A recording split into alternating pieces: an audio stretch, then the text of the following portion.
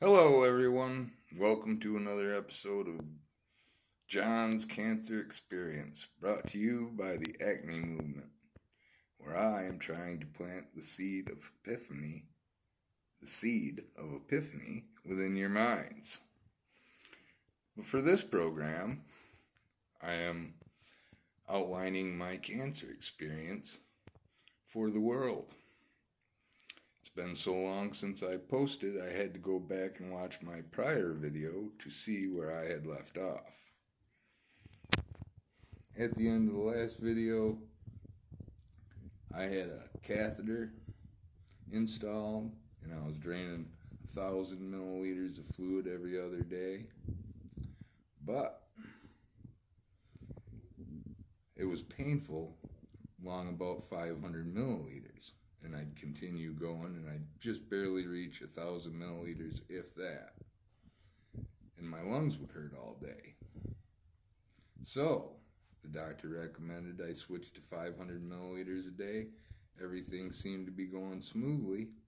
And then, I believe I had what they call honeycombing going on in my lungs, where the liner of my lungs was trapping pockets of fluid rather than one big area. And my catheter may have been a little bit plugged. So I went in, they put some fluid in me, I moved around a bit, did a couple of jumping jacks. Hour later, my catheter was draining fine. Oh, there's been a bump in the road. Me and my home health care aide assumed each other was going to order the Plurax bottles, and I fell behind. But outside of that, now I'm draining 500 milliliters of fluid a day as I had been. That's the update on the catheter. Also, since I last posted, I started my chemo treatment, which basically I woke up in the morning, I went to the cancer infusion facility locally, about 25 miles away in Grayling, Munson Healthcare. And I sat in a lazy boy and had a pretty good political discussion with the guy in the chair next to me while they put an IV of chemotherapy drugs in me. The day prior and the day after, I took a pill, and for the past 4 days since, I've been taking one pill a day also. 2 days before chemo, the day of chemo, and the day after chemo, I felt pretty good. In spite of, after chemo, having a few hot flashes, some blurred vision. I still think I probably didn't need reading glasses as much as I do now. And prior to chemo treatment, I had some trembling, but that was all good. And then the second day after chemo, my left leg went numb, and it was sore, and I couldn't move my foot, and that went on all day. And I took that one pill that I was supposed to take for 4 days after my chemo, and laid down and was going to go to bed, and all the pain flipped to my right leg. Well, then both legs hurt for a while. And then today, then I went another day and my legs were in pain. I was incapacitated. I couldn't move, 100 feet without being in excruciating pain. And the day before, I'd been taking painkillers, but I take small doses, and the pain would dissipate for a while and then come back. So I don't know if it's part of my hip problems that I had prior to this chemo, if it's the chemo, if it's problems I'm having with the stent that's in my abdomen, or it could be just, the muscle. I have little muscle on my legs left. I've lost 10 pounds in a month. And that's pretty dramatic when you're already 145, 150, And let's see what else. So I got this leg pain. I got a palliative care appointment set up for today anyhow. And I called my cancer specialist at the infusion place about,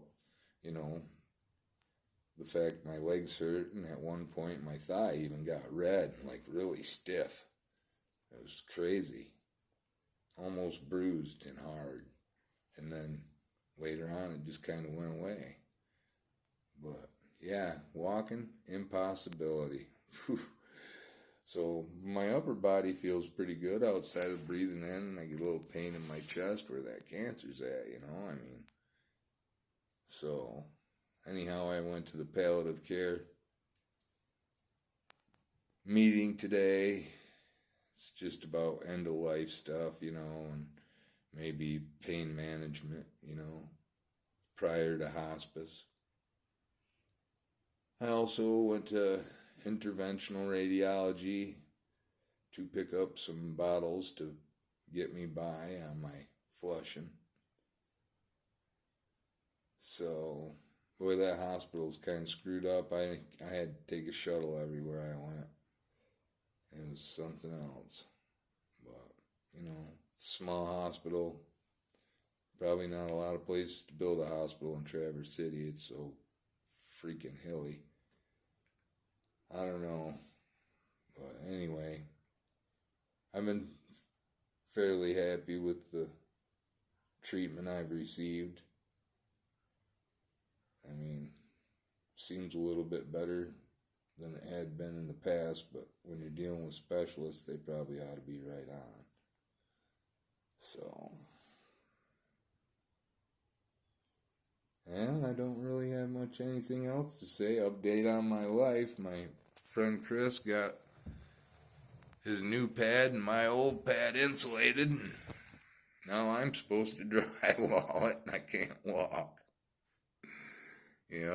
But I am sitting where my lazy boy's going to sit if I ever do get a lazy boy in here. He's going to let me stay here for a while. We're going to finish it as best we can. I'm telling him, just throw down some carpet, some cheap shit, some rugs. I'll buy it. I'll throw it down. We'll put in a couple cabinets, just so I can get by. Stove, refrigerator, toilet, shower, it'll be drywalled, primered. Everything will be all good. Just do it that way, and then when I die, just roll up the carpet, throw everything out, and do your new cabin. But I don't know if he's planning on throwing me out for too long or what, but, I figure I've got 6 months to a year, and if I can get at least 6 months here, then I'll be good, and probably be about dead anyway. I don't know. It's just tough leaving the house that you've spent every waking minute of your day and life at for, 10, 12 years. I don't want to give up my cats. I'd rather see my cats alive and where they're at when I die, not worry about it, but I got to get rid of my cats. Cats I didn't want in the first place. So, if anybody wants a cat, let me know. I got a couple special needs cats. I think I found a home for one, and my friend Chris is going to take them. I give him my fifth wheel in my truck to take care of 2 cats. So, yeah, it's just like the whole cancer experience has been kind of a strange time in my life, I'll tell you that. I hope my legs get feeling better. If they don't, I might have to forego cancer treatment because I can't not stand being able to be mobile, being able to walk, you know. It's really killing me right now. I would have picked up drywall on my way home from the hospital. Just start hanging drywall in this place. I mean, it's been, you know, I've already drywalled it how many times within my mind. So I can find somebody to get the board to the place. I'll measure it and then I'll screw it off and everything, you know. That's my goal. That's my biggest goal in life right now. So, anyhow, that's the end of this John's Cancer Experience episode. Might I remind you to watch the video from the Acme Movement on this very same channel, the only video I have dedicated to it. Again, I just believe that people should start making an effort to promote new, more viable solutions to the current world rather than having an oligarch from a formally assembled establishment make our decisions for us. You people can't keep living that way. I'm going to die. It ain't going to be my problem no more. It's going to be yours, and I wouldn't want to live my life with the bureaucracies I've had to deal with. Have a good night.